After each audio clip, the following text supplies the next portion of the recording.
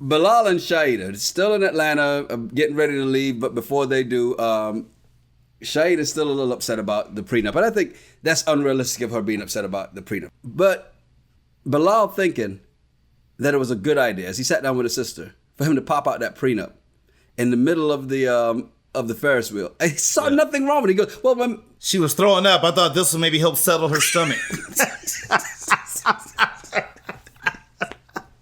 It might have made a jump, but that's about it. Yeah, it's like, oh, I'm going to be sick. Oh, wait, read this.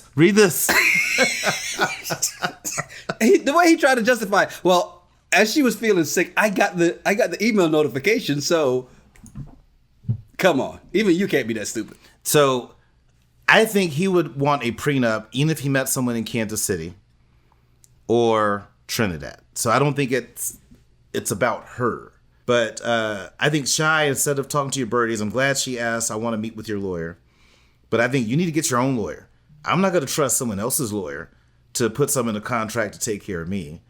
And I don't see Bilal signing a document that says he will get her pregnant by 40. It's not an unreasonable request. It's not unreasonable. I just don't think he's going to do it. Oh, yeah. Well, I mean, just because he is on this whole I am man, you woman, you do what I say mentality. But, I mean, I get why he wants to protect his assets. He's been divorced twice already, so I get it. With her, though, and wanting this put in the prenuptial agreement, I don't think it's a bad thing. And we have no idea what's in there. We have no idea what's in it. We just know it's a prenuptial agreement. And they purposely leave the details out. Because details could be, hey, you stay married to me for 5 years, you get this. Here's the other part of it. And I talked about this last week. There's already a part, once you sign that K-1 visa, once you come in and you get married on that K-1 visa, he's responsible for her for a certain number of years. Mm-hmm. Even if they don't make it a year, he's still responsible for I think, like another 5 years or something like that. I don't know why 5 is just sticking in my head. But whatever that number is, he's still going to be responsible for her. So what's it past that, right? Yeah. And I think the details of what determines the prenuptial agreement, I think people just get offended by a prenuptial agreement. As you should never be offended by one. Now, what's inside of it may determine whether you be offended by it.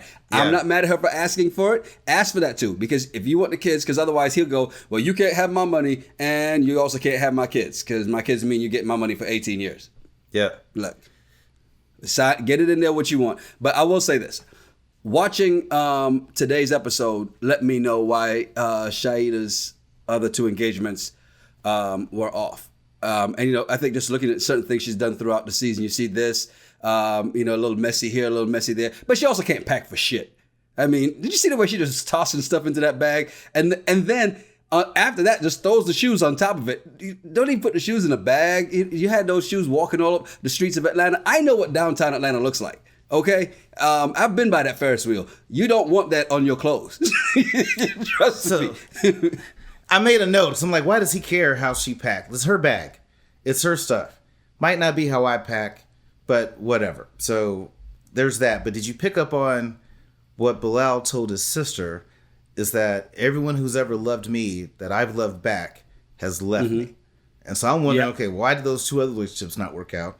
But this is one of those things where we talked about on the show before, therapy is important, and it's not just for women. Men should go see therapy too. So before you get into another relationship, he should have had that figured out. If his whole issue is that she's going to leave me, so I'm trying to prepare myself with this prenup for when she does leave, there's something deeper in there that he needs to talk to somebody and deal with that. But or look in the mirror and notice that you're the asshole in the relationship. Or, if you're the common denominator from the 2 other wives who left you, what is that you're doing that's causing these people to leave? But again, the way the show depicts him talking to Shy and like treating her, to me, I'm like, dude, I can see why you're single. Who would want to put up with that? Exactly. I wouldn't want Shy washing her feet in my kitchen sink, and putting her voodoo all on my floor. I don't want that. You don't know. You haven't seen her feet yet. She may have pretty toes. You might be like, yes, please put them up in the sink.